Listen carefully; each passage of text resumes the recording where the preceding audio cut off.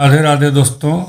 आज हम आपको तुलसी स्तोत्र का वर्णन सुनाता हूँ। ब्राह्मणों ने कहा, गुरुदेव, हमने आपके मुख से तुलसी के पत्र और पुष्प का शुभ महात्म्य सुना, जो भगवान श्री विष्णु को बहुत ही प्रिय है। अब हम लोग तुलसी के पुण्यमय स्तोत्र का श्रवण करना चाहते हैं। व्यास जी बोले, ब्राह्मणों, पहले स्कंद पुराण में मैं जो कुछ बतला आया हूँ वही यहाँ कहता हूँ। सतानंद मुनि के शिष्य कठोर व्रत का पालन करने वाले थे। उन सबों ने एक दिन अपने गुरु को प्रणाम करके परम पुण्य और हित की बात पूछी।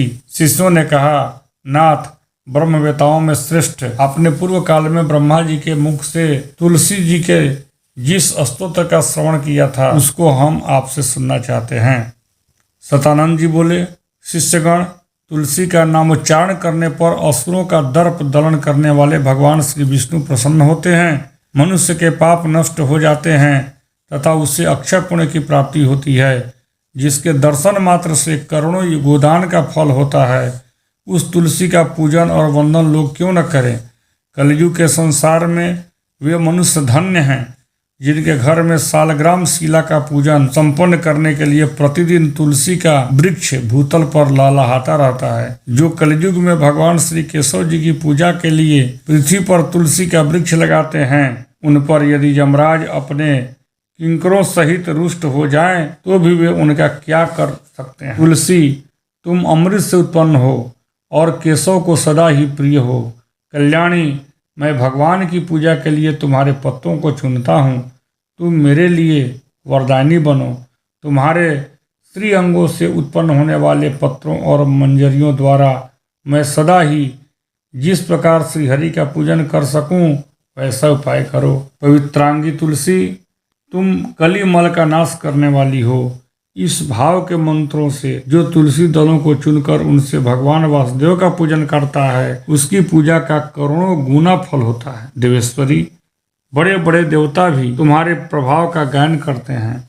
मुनि, सिद्ध, गंधर्व, पाताल निवासी, साक्षात नागराज, शेष तथा संपूर्ण देवता भी तुम्हारे प्रभाव को नहीं जानते। केवल भगवान विष्णु ही तुम्हारी महिमा को पूर्ण रूप से जानते हैं। जिस समय क्षीर समुद्र के मंथन का उद्योग प्रारंभ हुआ था, उस समय श्री विष्णु के आनंदांश से तुम्हारा प्रादुर्भाव हुआ। पूर्व काल में श्री हरि ने तुम्हें अपने मस्तक पर धारण किया था। देवी, उस समय श्री विष्णु के शरीर का संपर्क पाकर तुम परम पवित्र हो गई थी। तुलसी, मैं तुम्हें प्रणाम करता हूँ।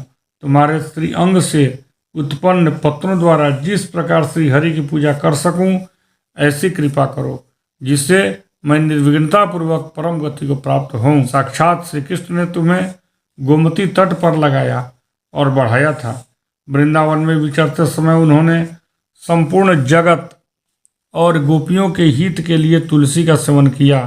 जगत प्रिया तुलसी, पूर्व काल में वशिष्ठ जी के कथनानुसार श्री रामचंद्र जी ने भी राक्षसों का वध करने के उद्देश्य से सरजू के तट पर तुम्हें लगाया था। तुलसी देवी, मैं तुम्हें प्रणाम करता हूँ।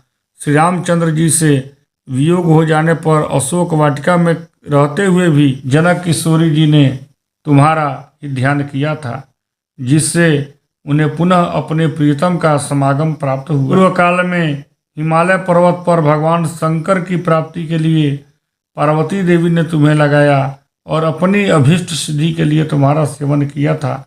तुलसी देवी, मैं तुम्हें नमस्कार करता हूँ। संपूर्ण देवांगनाओं और किन्नरों ने भी दुस्वप्न का नाश करने के लिए नंद वन में तुम्हारा सेवन किया था। देवी, तुम्हें मेरा नमस्कार है। धर्मारण्य गया में साक्षात पितरों ने तुलसी का सेवन किया था। दंडकारण्य में भगवान श्री रामचंद्र जी ने अपने हित साधन की इच्छा से परम पवित्र तुलसी का वृक्ष लगाया तथा लक्ष्मण और सीता ने भी बड़ी भक्ति के साथ उसे पोसा था। जिस प्रकार शास्त्रों में श्री गंगा जी को त्रिभुवन व्यापिनी कहा गया है, उसी प्रकार तुलसी देवी जी भी संपूर्ण चराचर जगत में दृष्टिगोचर होती हैं। तुलसी का ग्रहण करके मनुष्य पातकों से मुक्त हो जाता है और तो और मुनीश्वरों, तुलसी के सेवन से ब्रह्महत्या भी दूर हो जाती है। तुलसी के पत्ते से टपकता हुआ जल जो अपने सिर पर धारण करता है उसे गंगा स्नान और 10 गोदान का फल प्राप्त होता है। देवी मुझ पर प्रसन्न हो। देवेश्वरी हरिप्रिय मुझ पर प्रसन्न हो जाओ। क्षीर सागर के मंथन से प्रकट हुई तुलसी देवी, मैं तुम्हें प्रणाम करता हूँ। द्वादशी की रात्रि में जागरण करके जो इस तुलसी स्तोत्र का पाठ करता है, भगवान श्री विष्णु उसके 32 अपराध क्षमा करते हैं। बाल्यावस्था, कुमारावस्था, जवानी और बुढ़ापे में जितने पाप किए होते हैं वे सब तुलसी स्तोत्र के पाठ से नष्ट हो जाते हैं। तुलसी के स्तोत्र से संतुष्ट होकर भगवान सुख और अभ्युदय प्रदान करते हैं।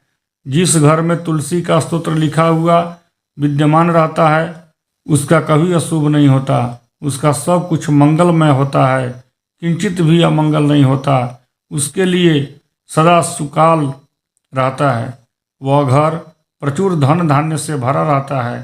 तुलसी स्तोत्र का पाठ करने वाले मनुष्य के हृदय में भगवान श्री विष्णु के प्रति अविचल भक्ति होती है तथा उसका वैष्णवों से कभी वियोग नहीं होता। इतना ही नहीं, उसकी बुद्धि कभी अधर्म में नहीं प्रवृत्त होती। जो द्वादशी की रात्रि में जागरण करके तुलसी स्तोत्र का पाठ करता है उसे करोड़ों तीर्थों के सेवन का फल प्राप्त होता है।